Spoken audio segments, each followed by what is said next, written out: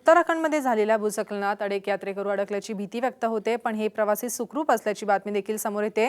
उत्तराखंडमध्ये नाशिकमधील 100च्या आसपास यात्रेकरू अडकले होते।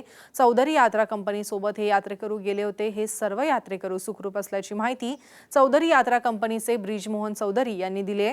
सर्व लोक पीपलकोटीमध्ये आता मुक्कामी असून बद्रीनाथवरून दर्शन घेऊन येत असताना हत्ती पर्वत इथं झालेल्या लँडस्लाइडमुळे नाशिकसह पुणे मुंबईच्या जवळपास 150 लोकांनी 2 ते 3 किलोमीटर अंतर पायी पर्वत सोडून पीपलकोटीमध्ये ते पोहोचलेत।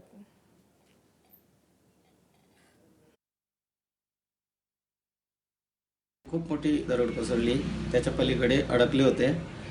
अडकल्यानंतर अर्धा तास थांबले आणि आमच्या विनंतीवरून सर्व यात्रेकरूंनी होकार दाखवला आणि जिथे दरड कोसळली त्याच्या अर्धा किलोमीटर अगोदरपासून जोशीमठपर्यंत 2.5 किलोमीटर